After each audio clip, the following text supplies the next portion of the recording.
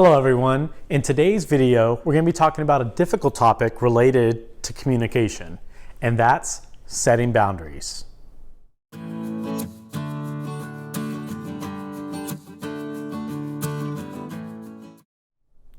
If you're new to the channel, welcome. I'm very happy to have you here. Be sure to subscribe to stay up to date with our weekly videos on mental health related topics and helpful coping skills for you to apply in your own everyday lives. My name is Gabriel Arroyo and I'm a licensed marriage and family therapist located in Southern California. So let's talk about one of the most difficult topics related to communication, and that's setting boundaries.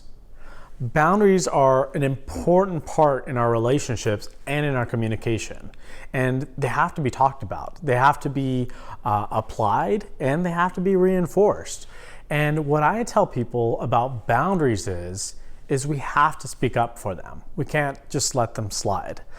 Ultimately, it depends on what the boundary means to us and what the value is behind it on what we do if somebody does kind of cross that boundary. And when I'm talking about boundaries, I'm talking about maybe people talking to us a certain way, crossing a certain line with topics, talking about things we don't want them to, or even the way they talk to us in general in our relationships. So when we're talking about setting these boundaries, we have to be clear of what we want and need from our partner or the person we're setting boundaries with. So for an example, for my partner and I don't like yelling. So neither one of us yell in the house. And so we don't yell at each other. We, of course, get upset and we might be very emotionally invested in maybe an argument or a conversation, but neither one of us will end up yelling. And this is a boundary that both of us put into place. So both of us had that conversation of saying, hey, no matter what happens, we're never going to name call, we're never going to raise our voices, and we're never going to say things hurtful intentionally when we have our arguments. So that's a very clear boundary. And that's what I would first off advise you to start with, is just clearly set your boundaries. After that, we're going to start talking about the consequences of boundaries. And so there are repercussions and there is a cause and effect thing. So if one of us were to violate that boundary of yelling, then the consequences are, hey, we have to take a time out, right? We have to take a time out. We need to cool off, take 15 minutes or step outside or whatever the case may be to reset and make sure that we're able to communicate in a healthy way.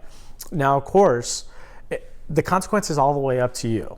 They're all up to you as far as the value you have on the boundary you're setting. So for example, with name calling. So if somebody were to call you something disrespectful or hurt your feelings after you placed a boundary, ultimately that consequence is up to you. The third part of reinforcing boundaries is if people are trying to skirt that line, you have the choice of following into that path or ignoring it and not validating it. And ultimately, that's going to give you the path to stay on target with what you want to stay on topic with. So here's an example. So if I were starting a conversation with somebody and the conversation were to say, be about video games, and we're talking about video games, and a boundary that I set with that person is about my relationship. So then they start trying to pry in and talk about my relationship.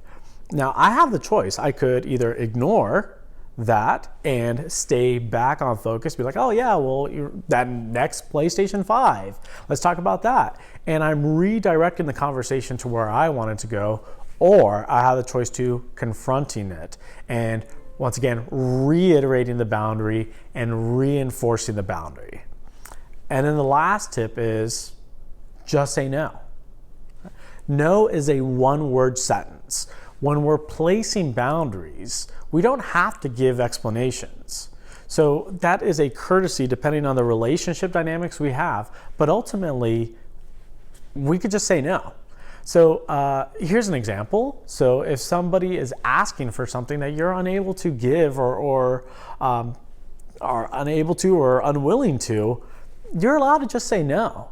There's the example I share a lot is I don't drink, and I never have.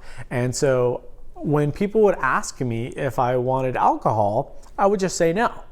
And it's as simple as that. No one really pressed it much further than, oh, okay. I don't have to explain, hey, I don't drink or why.